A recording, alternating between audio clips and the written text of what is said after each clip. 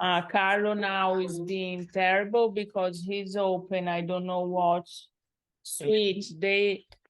Carlo, both. how are you? No. Carlo, Where do you live? this is a podcast. Don't you guys understand that podcasts are serious? We can't be Yeah. interrupting all the I'm time. ashamed. Carlo, what's that biscuit?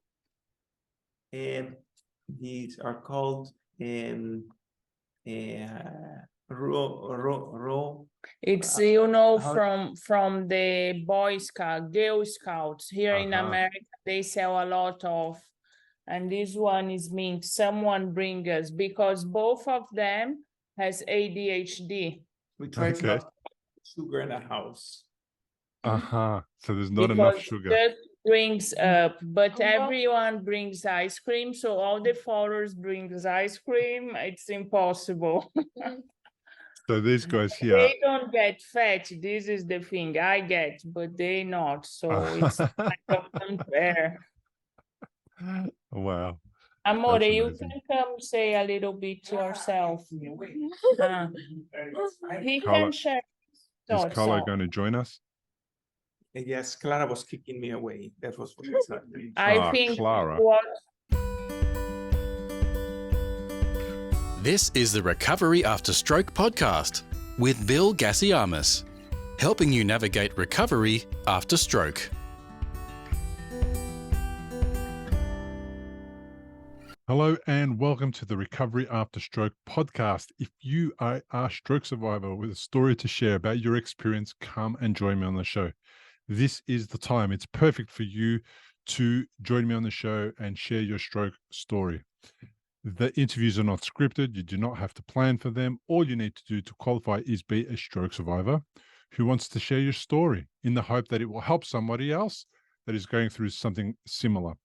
Now, if you're a researcher and you have some information you'd like to share about a recent study, some findings, whatever it is, and you're looking to recruit people into your studies, perhaps, you may also wish to reach out and be a guest on my show.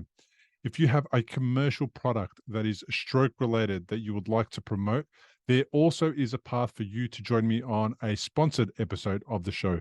So feel free to reach out.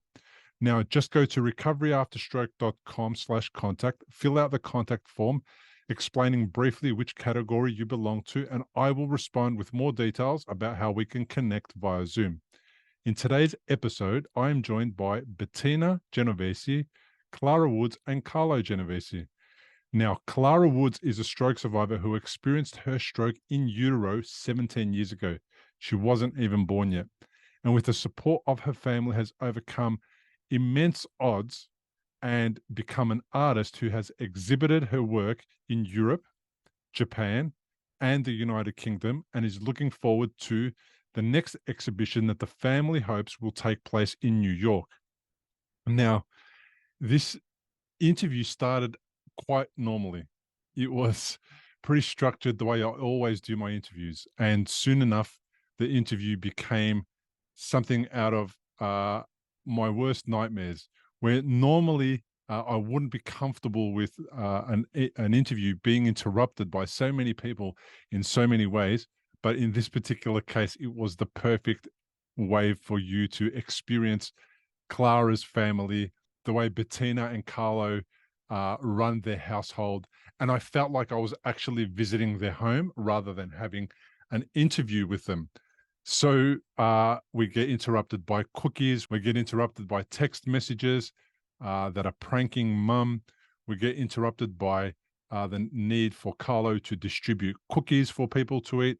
It is just absolutely unbelievable. And it's not normally what I would expect in a podcast. However, it was just perfect. And I absolutely loved chatting with the family. The work that these guys do, raising awareness for people with disability, people with stroke, and the efforts that they go to create an extraordinary life for their siblings, for their children, for the family is just an amazing example of what is possible after stroke. So if you are inspired by stroke recovery stories of people that have made amazing overcome amazing challenges, this is the episode for you. Now, I could go on and talk about this forever, but it is best for you to listen to the episode. And if you can, so you can really get a feel for what this episode was all about, go and have a look on the YouTube channel. If you go to the YouTube channel, you'll be able to see all the family members interacting and being a part of this show. Sometimes everyone's talking all over each other. So it's just a fun episode. And it really goes to show that there is more than one way to go about stroke recovery and how to go about overcoming all the challenges that stroke can create. So please enjoy this episode like I did. Bettina Genovesi, welcome to the podcast. Thank you for having me. My pleasure. Thank you for being here. Your family is famous, would you say? A little bit, I can say. Yeah. Tell me a little bit about why. Because we have a daughter, Clara, that she's 17, and she had a stroke when I was pregnant. And so doctor said she would be a vegetable. Today, Clara is 17. She can't speak, write, or read, but she understands Portuguese, Italian, and English. And when she was around 10 years, I was what she will do when she grew up. You know, she will not have the same opportunities as others. So I decided to start doing Instagram for her. And because I'm always a marketing.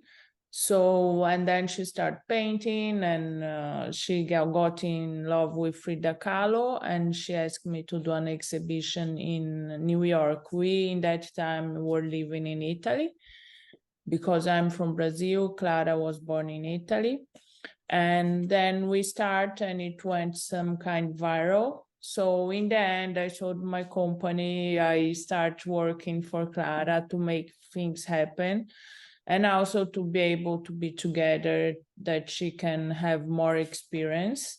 And so, yeah, we had some videos viral on social media. So What's very interesting is that I knew about Clara way before you contacted me many, many years ago. And I used to see the work that you guys did to make posts and raise awareness is the way that I see it, is raise awareness. And I was just absolutely amazed that the whole thing even existed, the whole following and social media thing, which definitely wasn't possible 15 years ago.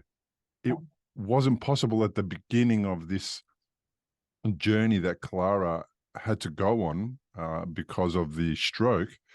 But I love the fact that you guys now are working as a family to support her and at the same time doing amazing things and raising awareness. Tell me a little bit about what happened when she was in utero that caused the stroke. Do they know? No. We did all the genetic exams, everything, and they think it's kind of an accident, just happened. And because of the stroke, she had a bad formation, so a brain damage extended, mostly in the left side of the brain. So it's missing some parts, and I think the gray area is not formed. I'm not a good in all these terms. I know a lot of moms are, I'm not. Yeah, fair enough. You're just dealing with your baby, whatever the situation was. Mostly we decide to make her live. And I think we accept straight away. So it was a good point. And we never block ourselves. I never thought of Clara as she was having a disability and make this thing the most important of our life. And when we went like in the newspaper for the first time, I got a lot of contacts. And one of that was a group of all kids that had stroke. And at that point, I never imagined that a lot of kids could have the same. And I was so grateful to not be in that group before, because mostly it says that you have to have that path that everyone will have. So you will have this, and you probably will have a seizure, and you can do this, and things will happen. So today, it's a difficult decision, and I'm saying this, I love the group, but for us, it was when Clara had her first seizure, I even knew that she could have one. So we live much more light her process of, discovering things and not getting so anxious about the process. I love it. It's really important. You're in the flow of the process. So whatever happens, we'll deal with it when it happens, if it happens. And rather than, these are all the problems that can happen, let's worry about all of them all right now at the same time. Most of them won't come true. Most of those problems won't occur. And then it takes your attention away from what it is exactly that you need to be focusing on and paying attention on. So in this case, it was a seizure. How old was she when she had her first seizure? I think she was around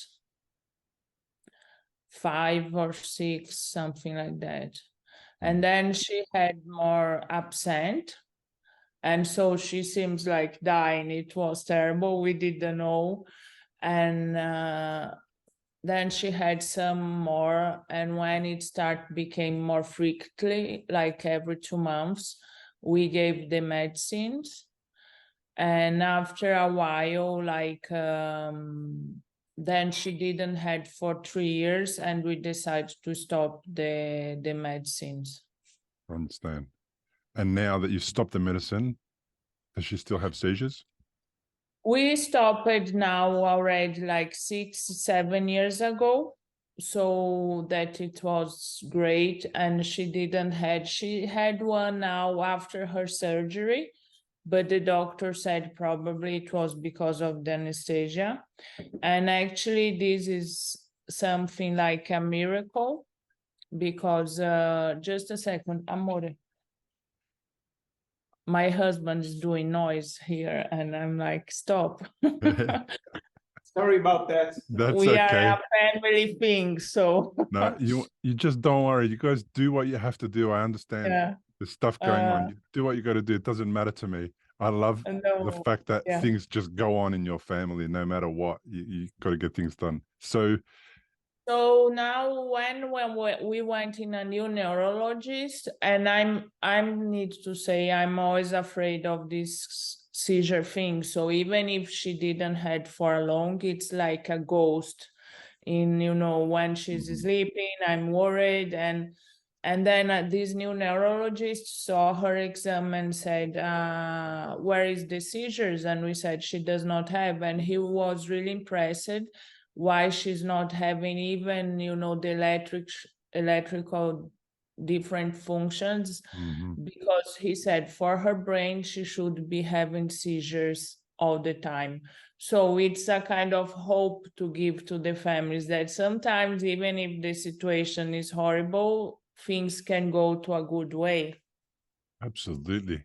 You just take the win whenever you can. If that's something that happened by mistake, by miracle, whatever the situation, that's an amazing thing. Just go with it, be happy with it, and of course, be on the lookout for other seizures.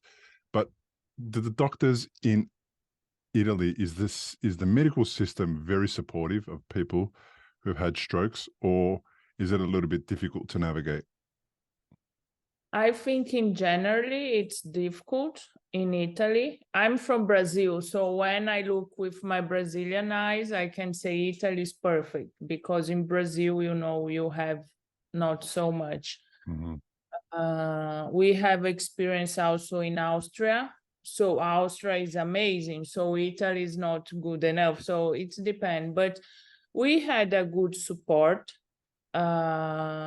Things takes a little bit long, so sometimes you need to wait for a long time to have, but I think it was good.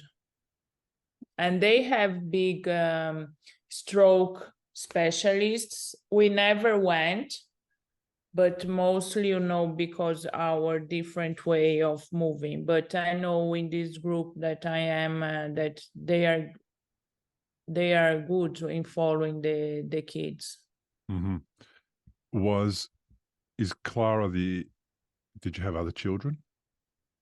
I have one son of 11 years, and Carlo has two girls from his first marriage, but they are 32 and 31. And the second one has muscular atrophy. So, yeah, Okay. it's...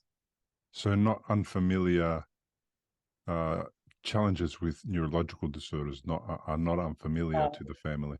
Okay. I think this was one of the things that made we be a little bit different, because Carlo had his first experience that it's a degenerative disease, so it's always getting worse. So his daughter is in the wheelchair all the time. She cannot move a lot, but she works full time. She lives by herself with help. So Fantastic. So all of Clara's siblings are older. yeah. Davi is younger, the boy. Yeah, my boy. Okay. So what's life like for Clara? I know that she has a lot of things that need to be taken care of to get her day started. So what does the day look like? Wake up in the morning, and then what then? Right now, we went through a really rough situation after her surgery, because she made surgery to be able to walk better. So she had her right foot with the toes going like this. So we need to do surgery, and we did also in the hip, in the femur, because her leg was going inside. At this stage, something went wrong, so she had really hard dystonia for 1 month, and now her good foot has a big dystonia in the toes. So it's 5 months that we are dealing with this. Mostly when it's normal, she was going to school, so she get up, she goes to school. And when we have extra activities, that's a lot. We try to manage every balance also. She getting not so tired and doing things because we are not going to events or having our own events or going to meet people, or doing content. It's a slave creating content. It's a slave. Yeah, I understand. I only have a podcast, and everyone expects me to have social media stuff and short clips and this and that. Oh my gosh, I do not have the time. But I appreciate the fact that you guys somehow find the time to create content. But it seems like it's really important for Clara's recovery journey and for the support. What does the content help you to achieve? What does it help you do other than raise awareness? Because raising awareness is one thing, and that's amazing. And I love that her story is inspirational. It shows that people don't need to follow the regular path, whatever that is. What does the content and the social media following help you do? What does it support? It's a lot of things. In the beginning, I never imagined to be like where we are today or dealing. But with time, I understood that a lot of people, like they go out, they write us, and also extreme case, like I was trying to suicide, and then I saw you and I didn't do. And those are things that are so powerful. So right now I say I'm not anymore in a work, but I'm like more in a mission, because for us, we are working with this. So we are investing all our energy, money, what we have to make this thing happen. And it's not easy, because we depend on Clara with her disability, with her teenage years and everything. I think the power of community, it's huge. So when we can help someone, or they can help us, or just, exchange things, everything. If I say like, sometimes I said I would like a panettone and someone sent to me, can be like stupid, but we feel really okay, someone cares, and right now we just have this story about the beach wheelchair. So some followers saw Carlo pushing her with a really old wheelchair on the beach. And Carlo, he can do everything, so he does not care a lot, but people were, how are you doing this? The beach should be a sand wheelchair, but it's also not easy to organize life and go always to that beach when the wheelchair is there. Who is not in our situation doesn't understand all we need to manage. And then a woman wrote me and said, I contact the manufacturer to give you a beach wheelchair. And I said, okay. And the manufacturer said they would not do that. And she created a GoFundMe. And I was a little bit uncomfortable because it's always asking money, and I think we have enough, even if a beach chair would help. But we said, okay, let's see. We didn't do ourselves. So she did, and she was so lovely, and she was trying, to help. And then in 5 days, they reached the goal. And even without publishing so much posting, because I was a little bit shy to be posting a lot. So it was so powerful when we see this, like, okay, people are caring about others. They are trying to help.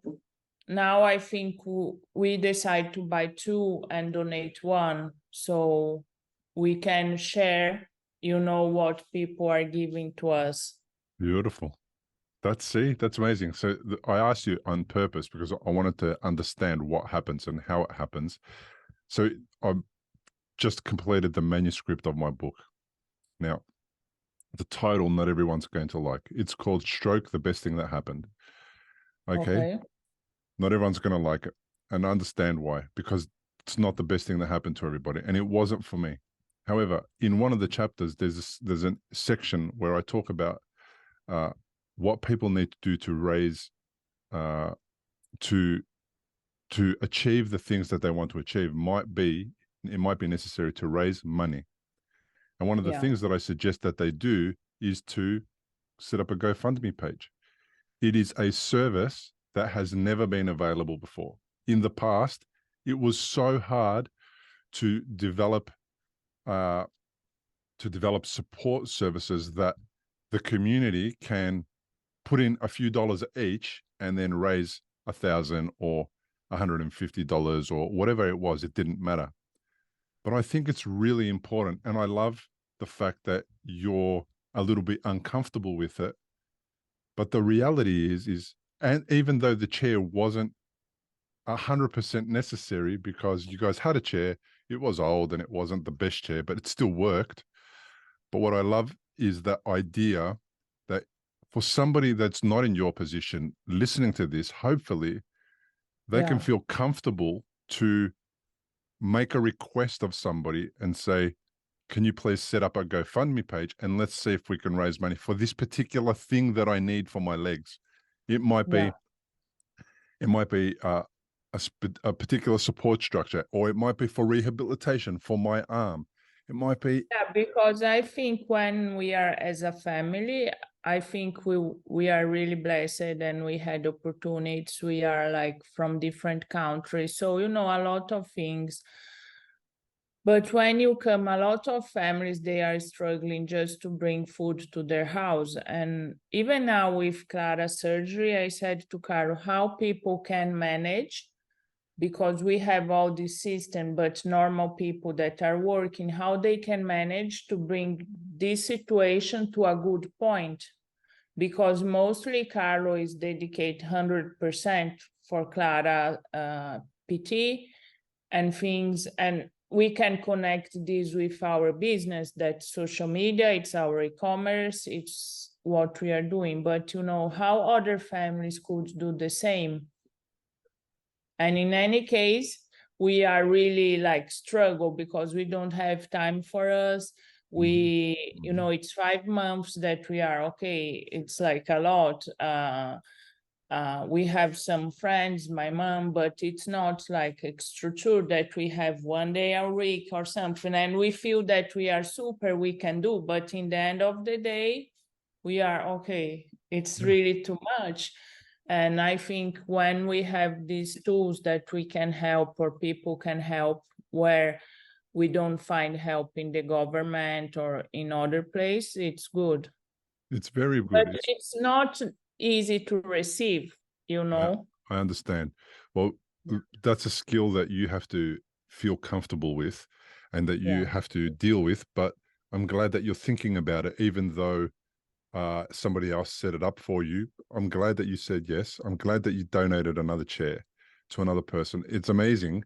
I mean, I specifically put that information in my book so that I can encourage people to feel good about the fact that if they need specialized equipment that costs thousands of dollars and they can't work and insurance won't cover it, well, there's nothing wrong with asking the community. Now, our community, which is fantastic, is all over the world. It never used to be. We used to have small villages, and we believed, initially I felt like this world situation that we live in is a negative thing, that we need to become more closer connected to our village and our community square and all the things that used to happen in the old days, you know, some near us.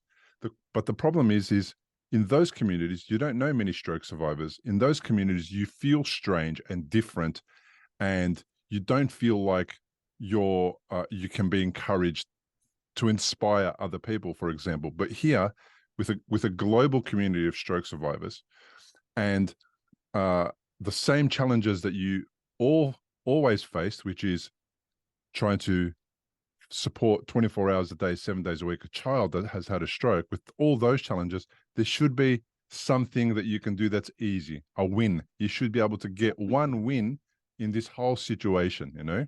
And I've spoken about it under the heading which says fund your specialized equipment. Specifically, if you're asking for money to fund specialized equipment, I think it is an amazing thing. And by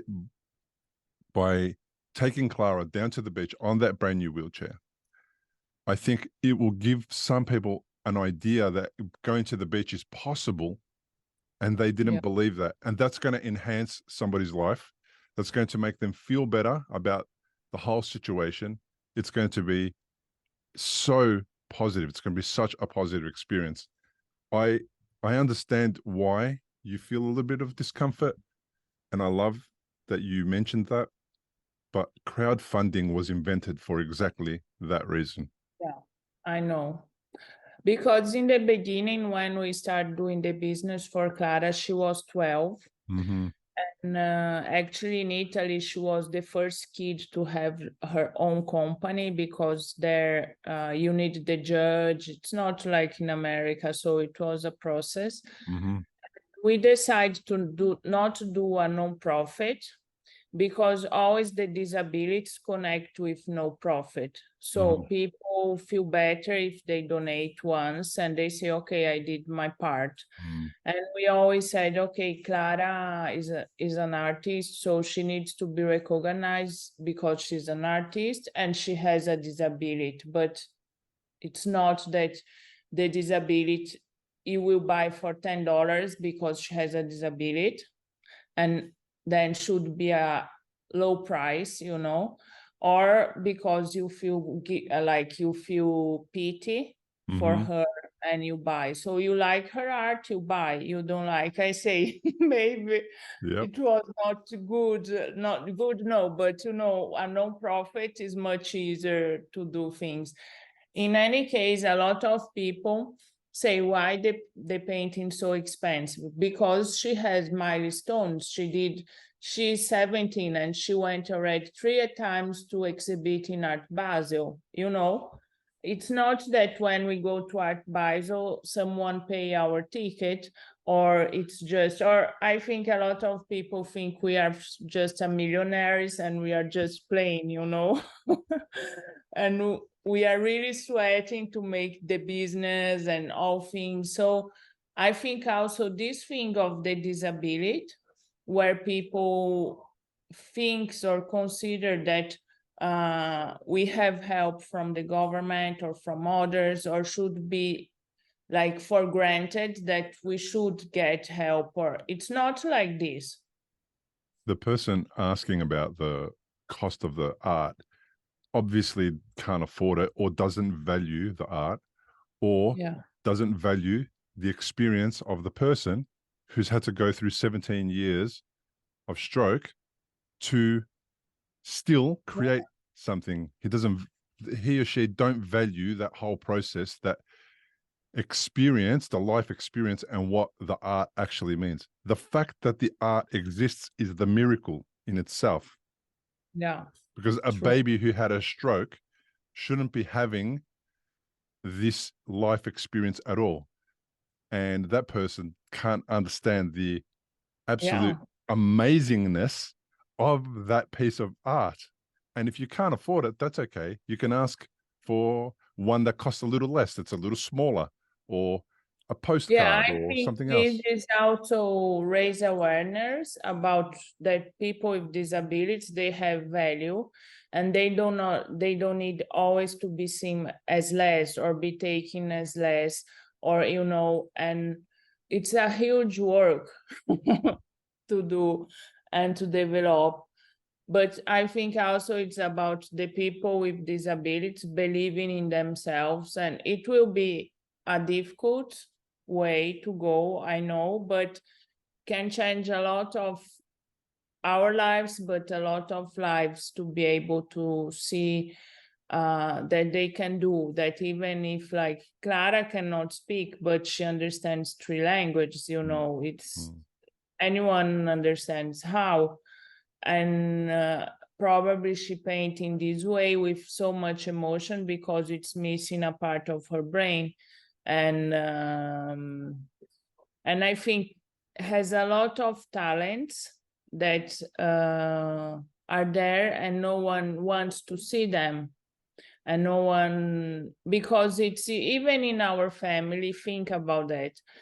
People say, why are you doing this? It's easier to put her in an institute. So you say you don't understand anything, Yeah.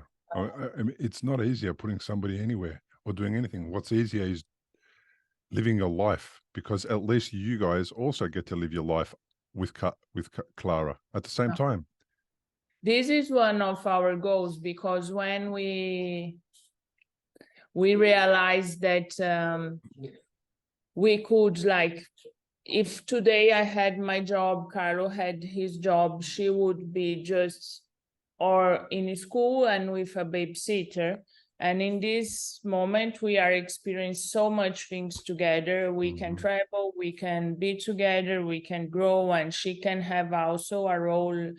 I forgot the word, and she can be someone in this society, and have her challenges, her things. And I think this is important to know that people with disabilities can do, because a lot of kids grow with parents saying you will not be able to, you will not do, and teachers, and it's not because they are bad, or it's just also because they are afraid to give hope, Yeah, absolutely. Here she is. Hello, Clara.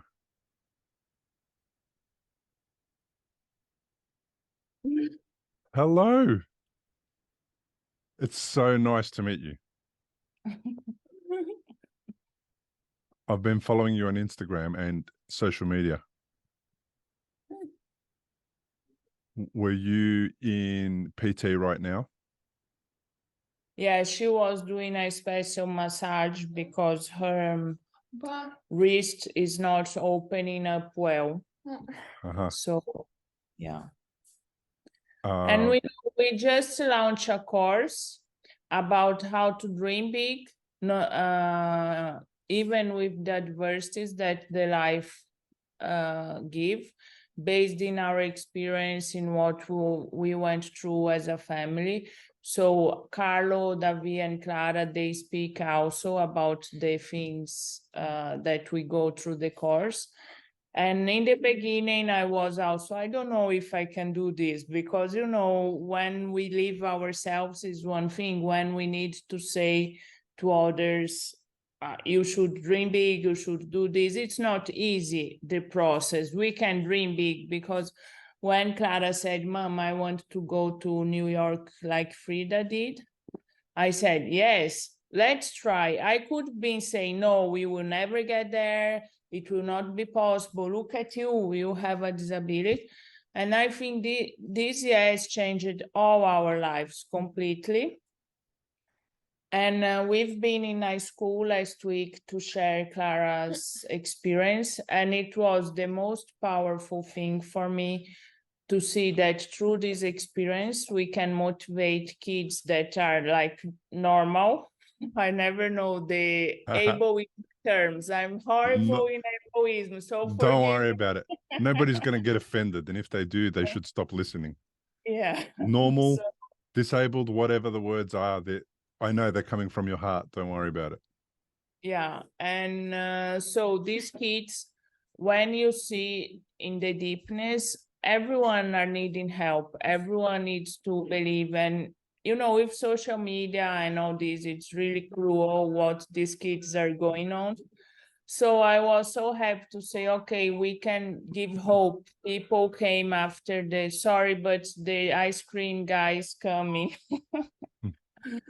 That's okay. He comes every day at 4, more or less. No problem. Another little thing that happens. This is all good. Don't worry. Yeah. Clara wants to show you something. She has her AAC software. Yep. But she doesn't like to use because it's too slow. Okay. Do we want For people that are show? listening, on audio instead of YouTube, this will be a good episode for you guys to watch on YouTube. So I'd love to see what Clara wants to share. She's thinking. All right, that's okay. Well, when she works it out, she can let us know. We'll have a look then. So tell me about New York. So I've been to New York. It's an amazing place. How did you guys go to New York? Was it on a mission to achieve something or do something, or was it just to visit? Actually, we didn't go yet. It's in the dream, because she saw a book. I gave her a book of Frida Kahlo, so she saw this page where Frida was in New York, and she showed me and she said, Mom, I want to do the same. And we said, okay, let's try. And then we started doing the exhibitions in Italy. It was 2018. So the first one was in Florence, where we lived. Wow. And the same year we went to Japan, to Kobe, to have her exhibition, and to Miami, to Art Basel. And then we went to London and all over Italy. And I had this company of power wheelchairs, so we lived a lot in these worlds. But I cannot do both, and my heart was much more in this. So I sold, and then we asked the visa for her as extraordinary talent. So she got the visa, and we decided to move to California because I always love here. So we are still waiting the New York opportunity. Okay. So at the moment, you guys are based in California. Yeah, in Huntington Beach. It's like 40 minutes south of LA. Okay. Understand. Well, are we ready for the... We want to ask something? Big reveal? E cosa è? Dimmi. Chi è lui? Or what he does? She wants to know what you do. Okay. Or what's his story. Yes. Okay, my story is in 2012, I had a brain hemorrhage. It was an arteriovenous malformation, a faulty blood vessel, and it burst and it bled in my head. And then 6 weeks later, it bled a second time. and it created a clot in my head that was about the size of a golf ball. Okay. And inside, that clot stayed in my head until 2014, when I had another bleed and I needed brain surgery. And then I needed to learn how to walk again, and I needed to learn how to use my arm again. And I was the first person that I had ever met that had a stroke. I didn't understand what it was. So Yeah. I lived at home most of the time. I wasn't able to work or do any of those things. My wife eventually went back to work. My sons were teenagers, so they were at school. And after the brain surgery, I felt like there was a big gap in stroke awareness and stroke support and in community of stroke survivors. And I felt lonely, and I didn't understand how to reach or find more people. So a friend of mine suggested that I do something on a global scale. I didn't know what it was or what it was going to mean. So I started the podcast. And at the beginning, it wasn't called the Recovery After Stroke podcast. It had a different name. And then it took about 2 years for me to understand that the podcast that I'm going to have is really about stroke recovery, because that's my expertise. That's what I know. That's the people that I relate to. So I started the podcast, and now you guys are going to be, I think, almost episode 260, something like that. And it goes to 60 countries. And because of this podcast, I've met so many amazing people that has helped me to write the book. And I love sharing stories of stroke survivors, what they have been through, all their challenges, what they have overcome, and then what they have achieved. And this is the perfect story for me, because Yeah. it's exactly what you guys are doing. And you're doing it in a way which is very different. And I think that's why you guys have such a large following, because you guys are going about things very differently. And I think you're breaking down barriers that existed about what is possible and what isn't possible. And I just love a good story where people say, no, we're going to do something different, and then we're going to tell the whole world about it as well, so that other people can do the same thing. That's why this podcast is about. It's about inspiring stroke survivors to do something different and to live a normal life, or an extraordinary life, or an amazing life, or whatever they want, and not to let something like stroke get in their way. So that's what I do, but I don't do it enough. It's still my part-time job. I also coach people from around the world with their stroke journey. So there's a few people that I'm coaching from the United States, and there's been some from other countries. And at the beginning or at the middle of their journey, they might reach out and say, I need some guidance, some support. I need to understand what I should focus on. And I coach people from all around the world how to recover from stroke. Nice. This is so important. Oh, I think so. People need help and support.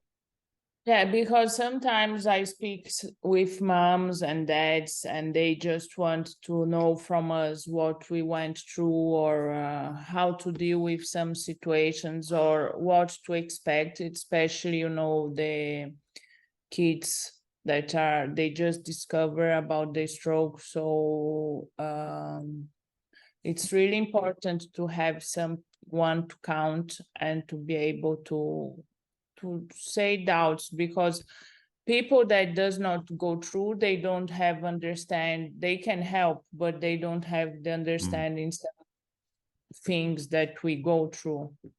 If I'm honest, Bettina and Clara, what I'm actually doing is I want to be a good example for my kids. Yeah.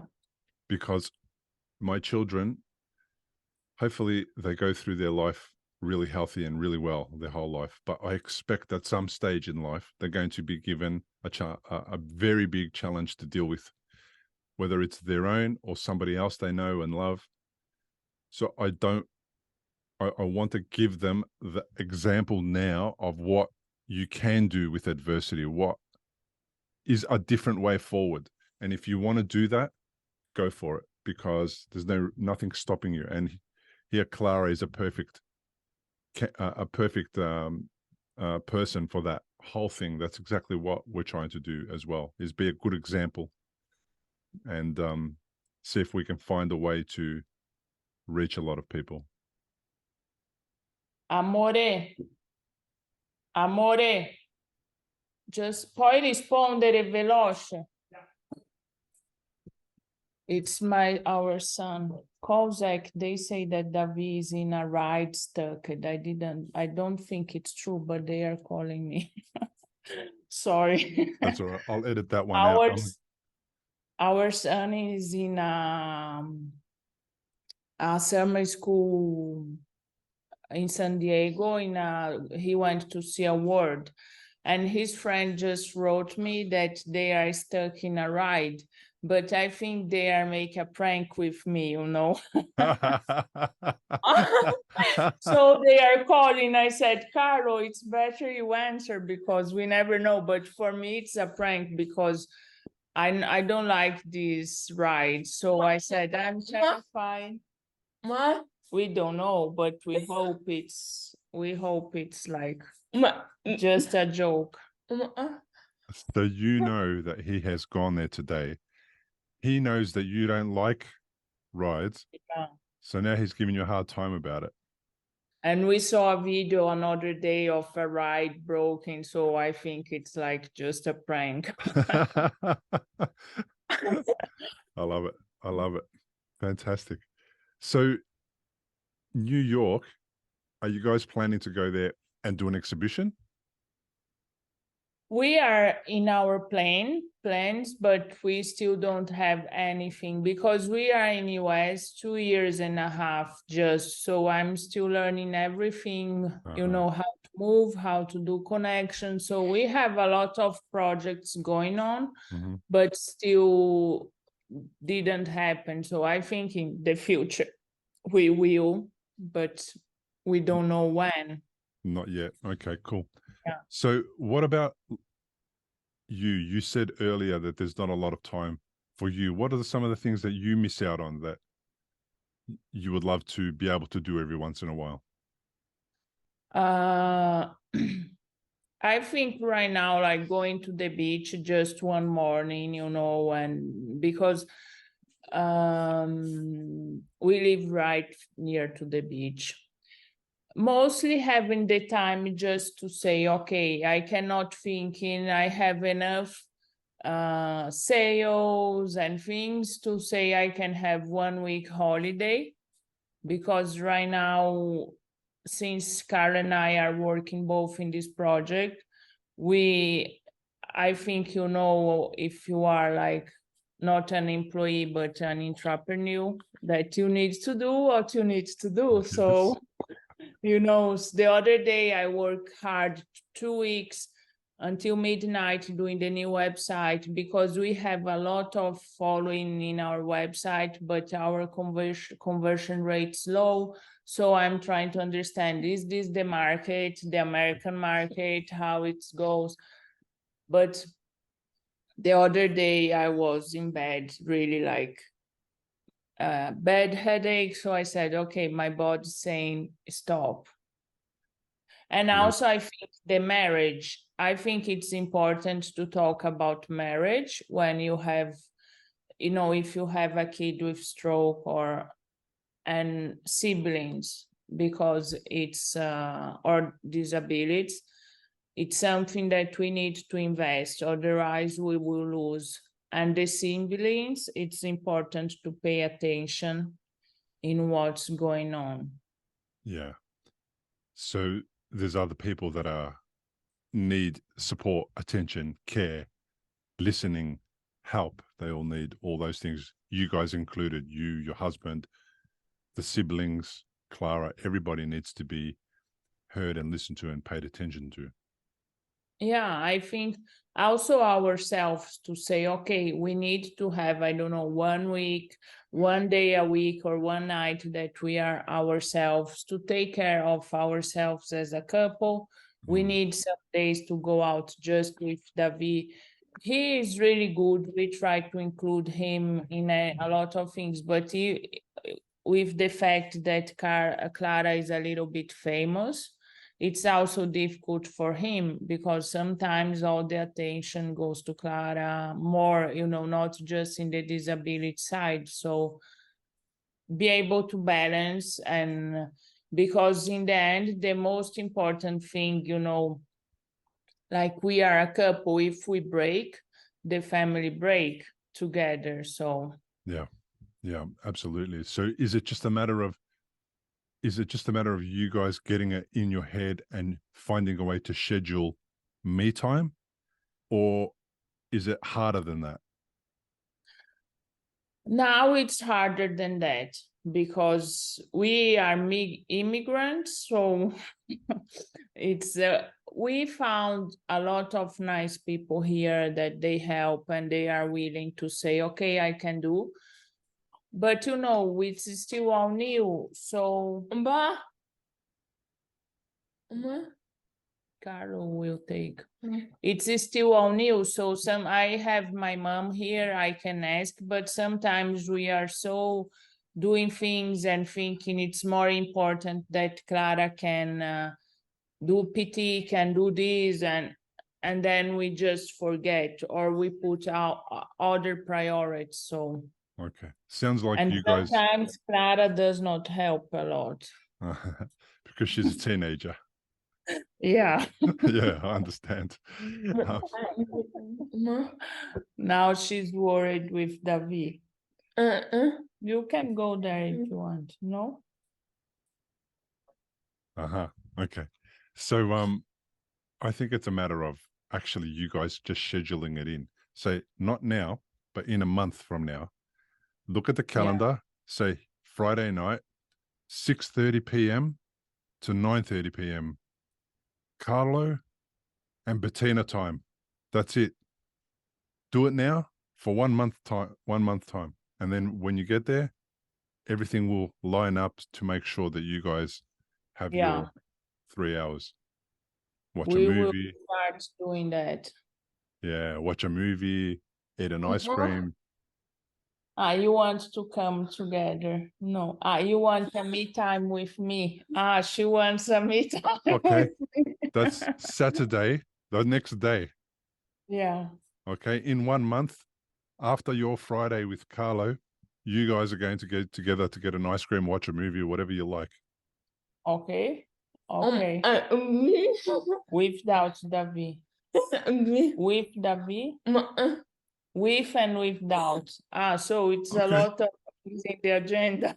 Okay, first 2 hours with Davi, last hour without. Okay. Okay. Okay, problem solved. No worries. You let me know next time you have a scheduling problem. I will organize it for you. Okay. Every day. I'll be your official scheduler. So the website is looking amazing, actually. I just clicked on it when you mentioned it. ClaraWoodsCollection.com. Yeah. It's nice and bright. And if it was converting better, what would you like it to do better? To convert better? Yeah, what would you like it to do more? Because you feel like you're a little bit uncomfortable with it at the moment. It should be performing better.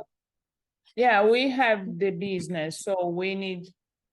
Okay. We need to be able to make a business work in the business side. So we had, I think, 22,000 people going to the website this month, but the conversion rate's really low. And I'm working in this for 2 years now, and I don't understand how. So now today I had a call with a Shopify specialist. They are helping me to understand, because I know to buy art, it's difficult. I know, like, if it's woman, it's hard because they will want to match the art with the couch, with the walls and the space and everything. So they like, but they don't know, and the size, so it's complicated. If it's a man and they have like, they can buy, they just buy and they don't care. I think after they fight with their wives. They buy it, they worry about it later. And then it goes, if the husband likes it and the wife doesn't like it, it just goes in the garage or it goes in the back of the toilet somewhere. It doesn't matter. Mostly, I always say, and I believe, if you buy now Clara's art, it will be like an investment in the future. I believe we have some people that bought just for investment, so they believe that Clara will grow and it will increase the price. So we developed a clothing collection that it's more affordable, you know, the limited edition prints. I think it's also a factor of time because a lot of people that comes to our website, they just saw us in a video, so they don't know all the story. So they first need to learn, then to be able to. Yes. It's a slow process sometimes. It's a slow burn. So people will become familiar with Clara, with you guys, with the story. They'll follow it for a little while. They'll interact a number of times. Because of that, also we create the Rainbow Playing course about how to dream big. Mm-hmm. Because since we talk with a lot of people in the motivational way, we thought, why not to use this, that people know us about what we did, and because for us, a lot of things are normal, but for who is watching us, it's not, you know, or they feel, how did you do that? You change all your life, you moved your country. Sometimes they want just to do a small thing, sometimes it's big. So we said we want to help and to say you can do. And I was really afraid because I said, I don't know if this is a good thing I did. And I had my first student in Canada, and she was amazed. She said, I changed my life in 2 months. And she had also some problems of mental health and Crohn's disease. So also in the disabilities. Clara wants to speak. You are thinking about what? You don't know. No. Do you want to ask something? Yeah, okay. About his brain? Because now Clara is studying a lot. Can I say or not? Okay. She's studying a lot of the brain with Carlo because she has this dystonia and she wants to get over of it and she wants to get better. So they study about the brain and where it's the part of the dystonia that also can cause anxiety. It's all in the same place. And she wants to say where that sent to you the picture, it was here. She wants to show you the part of the brain. Let me see. Because when you had the stroke was in one part of the left side, the right side. Right side, near my cerebellum. It was deep in the middle of my brain, 4 centimeters in from my ear. But when you said you had one and then another one. Yeah. And then you were okay, or for that 2 years before the brain surgery was? It was really difficult time. So I had to, so in that time I couldn't work a lot. I had memory problems. I couldn't type an email. Sometimes I forget who visited me. A lot of the time I felt like I was on another planet in space. I was all weird and loopy. I had difficulty with energy, a lot of fatigue. So suffered really, really difficult fatigue, debilitating fatigue. What else did I experience? Numbness. My entire left side has a numbness and tingling and burning sensation. My balance is a little bit off because my left side doesn't recognize where it is in the world. So it's called proprioception. and it's a problem with the sensory neurons, and there's a small problem with the motor neurons, but not so much. So there's a lot of things going on all at the same time, and I live with muscle tightness on my left side, so my body is always a little bit out of balance, and my muscles need massaging and support like that. And also my skin feels really sensitive, so if you touch it gently, it really hurts. It kind of burns. The wind, I can feel the wind impacting. I never thought about that. That could be. You don't. Yeah, I think it's also different place, but since Clara had, she was born with the consequence already of the stroke, so then I think it's also different. She wants to show me, yes. The basal ganglia. Yeah, so this is where mostly the dystonia happens. And the doctor said us that after a surgery, when in people with Clara now has cerebral palsy, it can happen. He was like hopeful that it will be able to fix, so it was good, but they never know with the brain. Okay, you can send to me. And now she was working in drying a brain with a basal ganglia, right?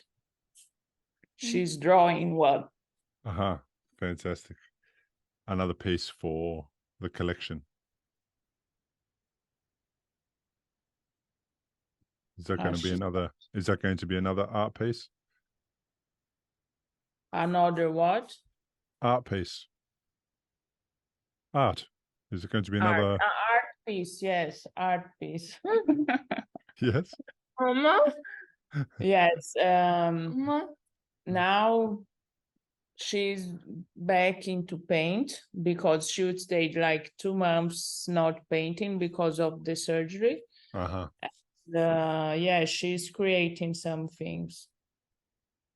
It's just amazing seeing you guys, listening to how the family works, things going on all the time, just generally the way that you guys approach life, the moves that you made. It's amazing. If you've had a stroke and you're in recovery, you'll know what a scary and confusing time it can be. You're likely to have a lot of questions going through your mind. Like, how long will it take to recover? Will I actually recover? What things should I avoid in case I make matters worse? Doctors will explain things, but obviously you've never had a stroke before. You probably don't know what questions to ask. If this is you, you may be missing out on doing things that could help speed up your recovery. If you're finding yourself in that situation, stop worrying and head to recoveryafterstroke.com, where you can download a guide that will help you. It's called 7 Questions to Ask Your Doctor About Your Stroke. These 7 questions are the ones Bill wished he'd asked when he was recovering from a stroke. They'll not only help you better understand your condition, they'll help you take a more active role in your recovery. Head to the website now, recoveryafterstroke.com, and download the guide. It's free. Carlo now is being terrible because he's open. I don't know what. Sweet. Carlo, how are you? No. Carlo, this is a podcast. Don't you guys understand that podcasts are serious? We can't be interrupting all the time. I'm ashamed. Carlo, what's that biscuit? These are called raw. It's from the Girl Scouts here in America. They sell a lot of, and this one is mint. Someone bring us because both of them has ADHD. Which is not sugar in a house. So there's not enough sugar. That brings up, but everyone brings ice cream, so all the followers brings ice cream. It's impossible. So these guys here, they don't get fat. This is the thing. I get, but they not. So it's kind of unfair. Wow. Amore, That's you amazing. can come say a little bit yourself. He Carlo, can share his is thoughts. Carlo So going to join us? Yes, Clara was kicking me away. That was what exactly. I think Clara. what we see, Carlo is a really role model for a lot of dads out there, and this is so nice because his ADHD in Italy, you know, Europe, how things are. So he was really strange in Europe because of his way and being a little bit without filters. And here it's much more a place for him, at least I think. And it's so nice to see this born of him as a role model for a lot of people, seeing what he's doing with Clara. That's nature for him. He has so much more patience than me, like, right, Carlo, Clara? did you think you were going to become a role model, Carlo? Well, to not get, if I came 20, 30 years earlier in America, I had all the cards to go in prison with my haphazard driving and just, doing things out of the ordinary. North America, the Anglo-Saxon world is a lot more structured, and we ADHDers get into trouble in big time. And so spend a whole bunch of years in prison. So at the moment, you feel like... I've not yet ended up in prison because I feel I try to, conform to the society. Mediterranean countries, people live more on an improvised basis. When we finish, we call.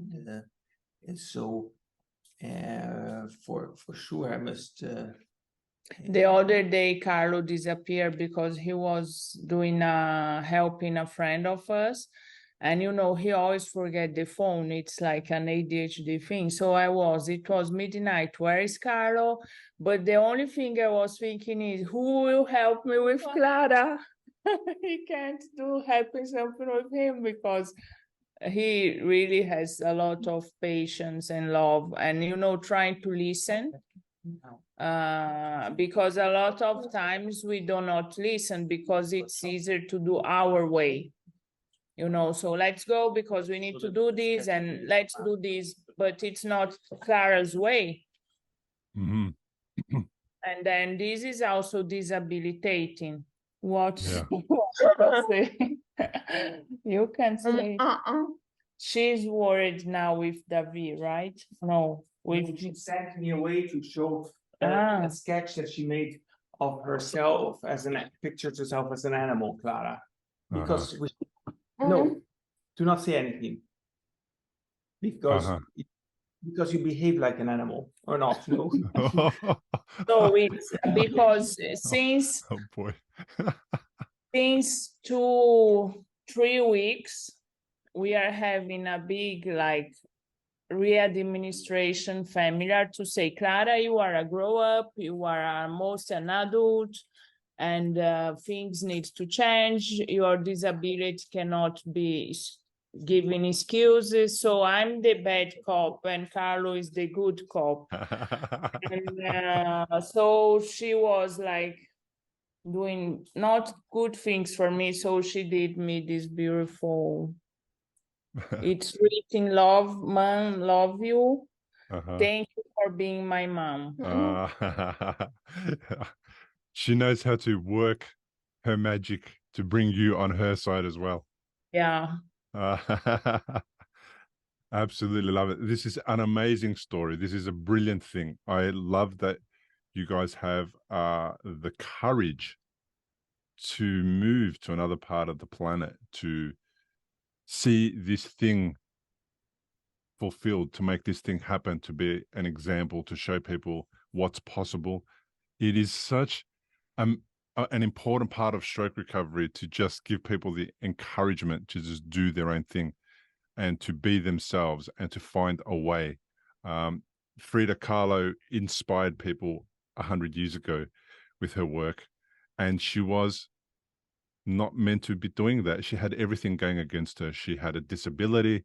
She was a woman in the worst time in the world, but in the worst time for that type of combination in the world, you know, one of the worst times, but she still found a way to make a massive impact. And I love the fact that you guys are doing it in your own way, even if it's a little bit all over the place. You want to see Frida Kahlo that Clara painted? Yeah, please show me. We have a new one. Oh, wow. Wow, that's a big one too. I love it. Fantastic. Carlo is an awesome displayer of art. Clara wants to ask if you want to meet her guinea pig called Chocolate. Yes, of course. Okay. Dad went to pick him. Carlo will try to catch him, to ask him. Clara said she asked you before doing, you know, to know if you were in agreement. You guys are running the show here. You do whatever you like.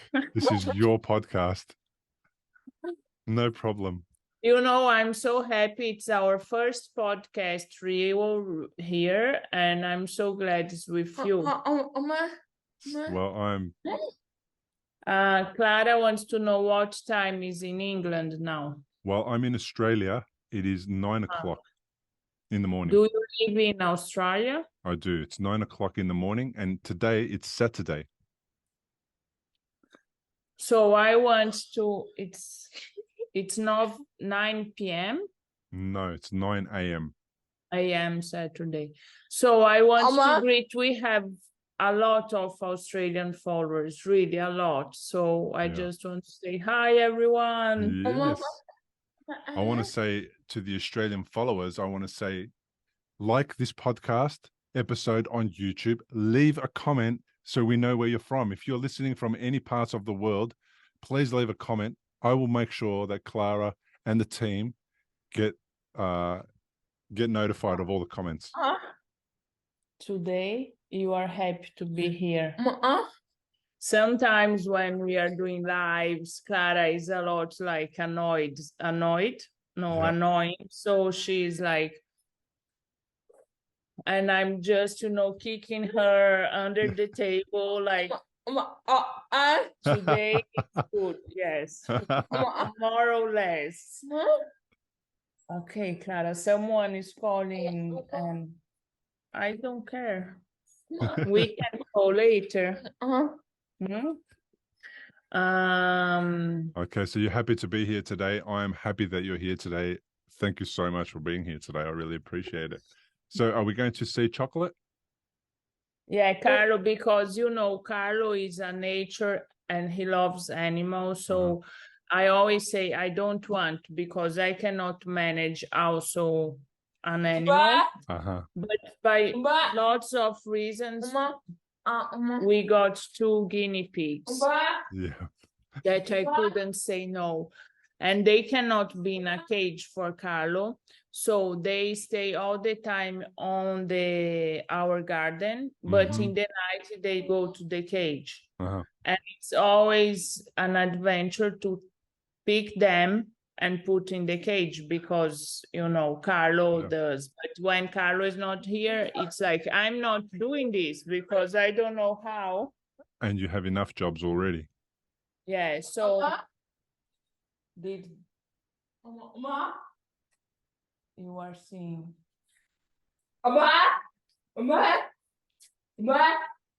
Clara is helping to show where the guinea pig is. Fantastic. You know, when I started my stroke recovery and this journey on podcasting, I never expected that I would meet 260 stroke survivors from around the world who would come onto my podcast.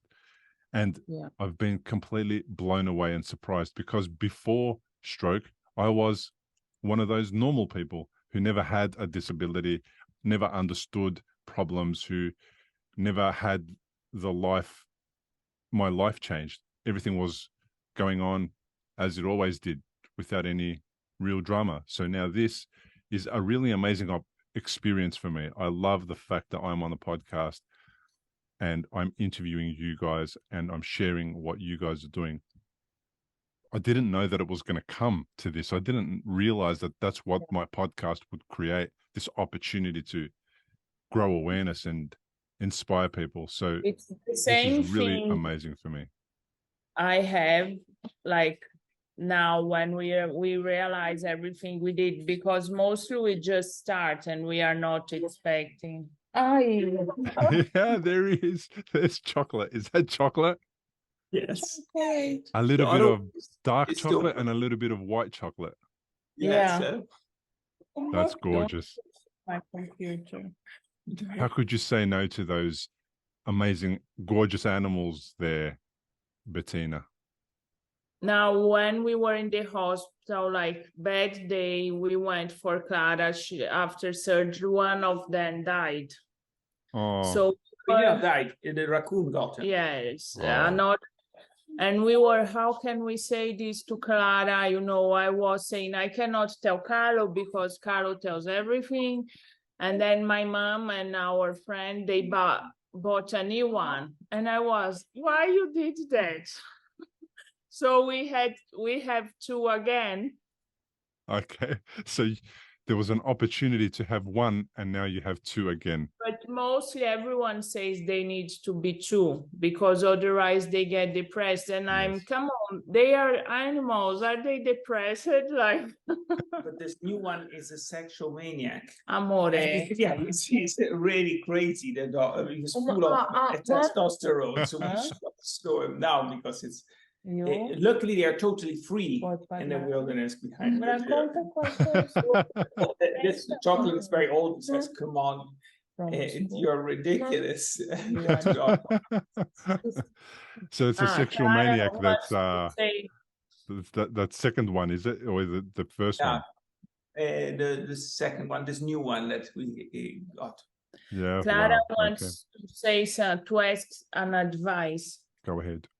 An advice or just to share, ask an advice. So she wants to ask an advice because she's start school again after 5 months out.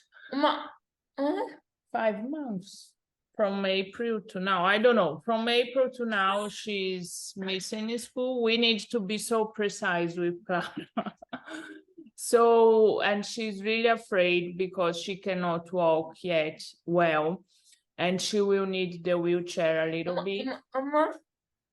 Because she needs to change classes. So she needs to change classes, and she's afraid that she will not be so fast like before. And today we had a meeting with the teacher, but the teacher forgot. So she was crying before the meeting and saying, I'm anxious, and then the teacher didn't came. So now we need to wait until Tuesday to organize the week and see how she will come back. So she would like an advice. Okay. About what to do between now and then, or what to do at school? At school. Okay. Cry when you are in pain, or you're going to play hard? Because she's got the pinky that there's a thing. Oh no, not that. Be quiet. Oh, Yeah. sorry. Got to obey or to. She wants to listen from him. I think this is what's going to be maybe a possibility. Every class, Clara's class, ends 5 minutes before everybody else. So she can leave the classroom when there's no children in the corridor, and she can get to her class, next class, on time.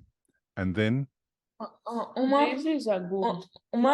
We can talk with the teacher. Yeah. Thank you so much. This is a great idea. 5 minutes, that's all. Just a little bit at the end before the class and before the corridor fills with students.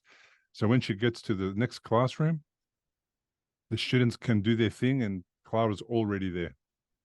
When I was a kid, I would pack my bag a bit earlier, and the teacher as a punishment would leave me longer. Let me pull up kids out earlier. When I was a kid, I tried to avoid going to school. Yeah. But that's what Clara's going to do. I think maybe it'll help. I think the teachers would appreciate that solution. we can ask the teacher. Yeah.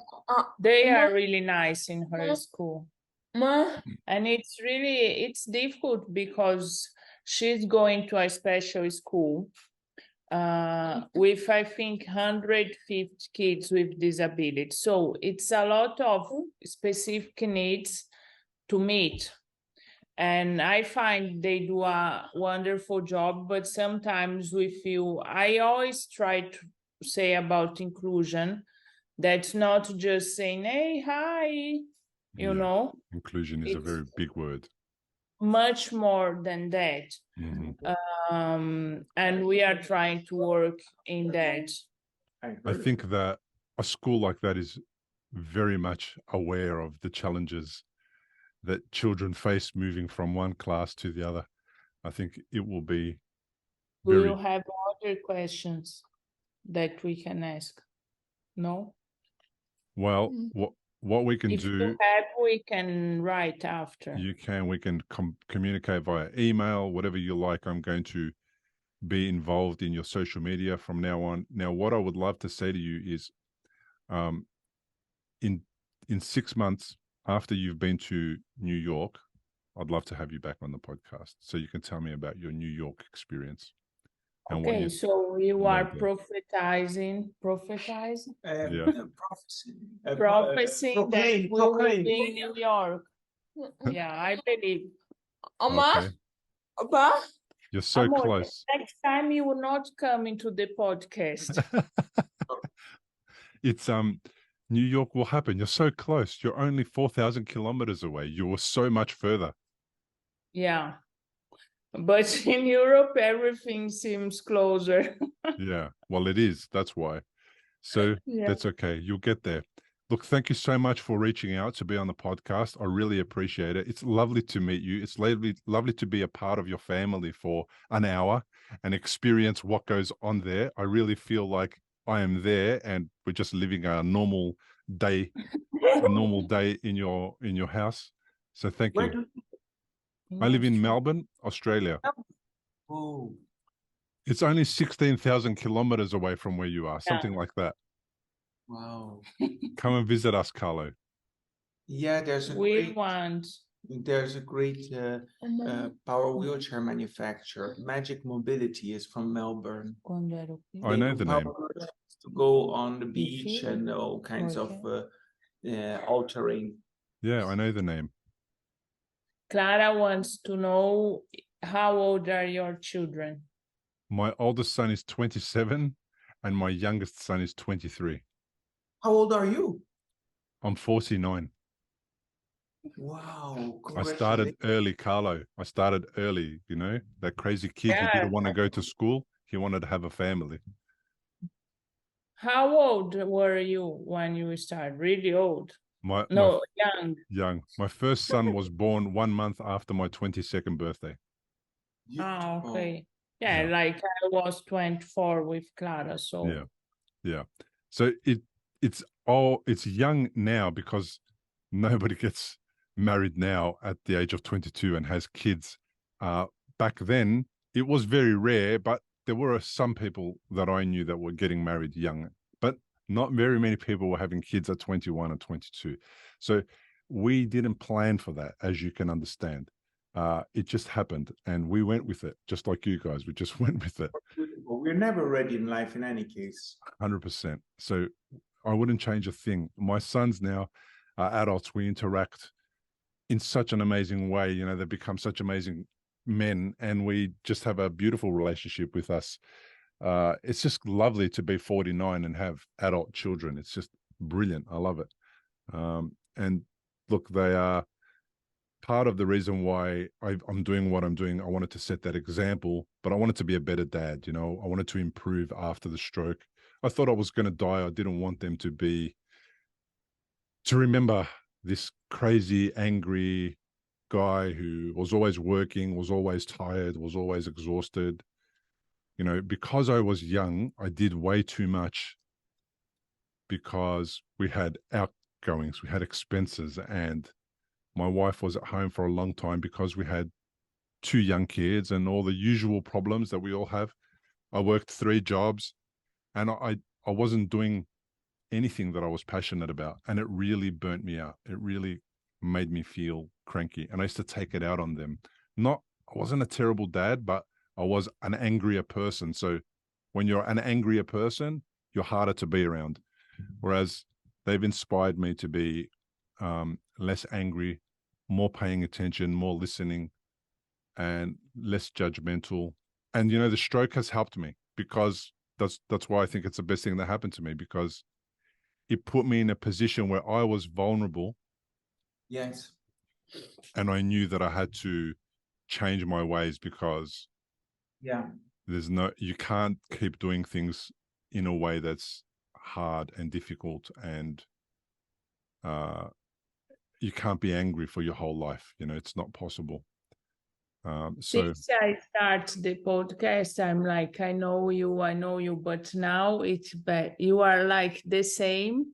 I don't know if someone already told you. Did you watch the series Succession? No. You are the same like Kenny. From I will Succession. send you the picture. Yes. Okay, I will have a look. Not Ken of Barbie. No. Not what? Not Ken of Barbie. Thank you. I'll take that as a compliment. I'm not Ken, not from Barbie. Okay, cool. Okay. Ken from Succession. Well, guys, it's such an absolute pleasure to meet you. Thank you so much for reaching out. I'm going to follow you guys. I look forward to hearing the updates. And if there's anything I can do from my part of the world, let me know. I'll get the links to your website listed in the show notes. So if anyone listening and watching wants to go there, they can go there, look at a piece of art, buy a piece of art. Will you guys ship it anywhere in the planet? Yes. Okay, fantastic. Thank you for being on my podcast. Send us all the links. We share everything, and we do a lot of marketing. Bill, I bless you inside out.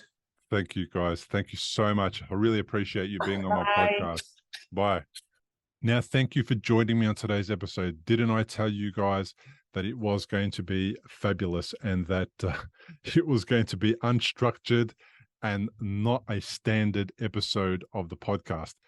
And it is just a great thing for me to have done this interview and be involved in some small way in raising awareness for the journey that Clara is on to become an amazing representative of the stroke community, and to show people what is possible after stroke. Even though it is very difficult, there are lots of great things that can come of it.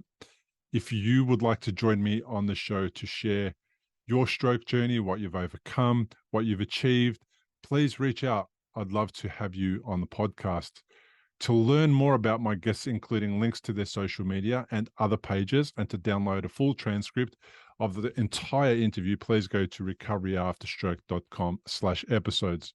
If you would like to support this podcast, the best way to do it is to leave a 5-star review.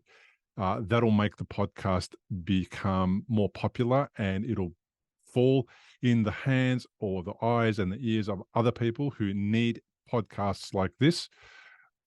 If you do that on iTunes and Spotify, that will be amazing. If you're watching on YouTube, comment below the video. Let me know what you thought of the episode. Let me know about your experience. I try to respond to all comments on YouTube, and YouTube loves it when people interact with the podcast. So that'll be fantastic. To get notifications of future episodes, of course, subscribe to the show on the platform of your choice. I really appreciate you for being here. Thank you for listening, and I hope to see you on your own episode, and I look forward to presenting to you and delivering the next episode for you as well. I am absolutely filled with joy. I don't even know what I'm talking about. I'm filled with joy that the podcast has got to this stage, and now we are really making a massive difference and showing people what is possible after stroke. Thank you for being here. Truly, thank you. Importantly, we present many podcasts designed to give you an insight and understanding into the experiences of other individuals. Opinions and treatment protocols discussed during any podcast are the individual's own experience, and we do not necessarily share the same opinion, nor do we recommend any treatment protocol discussed. All content on this website and any linked blog, podcast, or video material controlled this website or content is created and produced for informational purposes only and is largely based on the personal experience of Bill Gassiamis. The content is intended to complement your medical treatment and support healing. It is not intended to be a substitute for professional medical advice and should not be relied on as health advice. The information is general and may not be suitable for your personal injuries, circumstances, or health objectives. Do not use our content as a standalone resource to diagnose, treat, cure, or prevent any disease for therapeutic purposes or as a substitute for the advice of a health professional. Never delay seeking advice or disregard the advice of a medical professional, your doctor, or your rehabilitation program based on our content. If you have any questions or concerns about your health or medical condition, please seek guidance from a doctor or other medical professional. If you are experiencing a health emergency or think you might be, call 000 if in Australia, or your local emergency number immediately for emergency assistance, or go to the nearest hospital emergency department. Medical information changes constantly. While we aim to provide current, quality information in our content, we do not provide any guarantees and assume no legal liability or responsibility for the accuracy, currency, or completeness of the content. If you choose to rely on any information within our content, you do so solely at your own risk. We are careful with links we provide. However, third-party links from our website are followed at your own risk, and we are not responsible for any information you find there.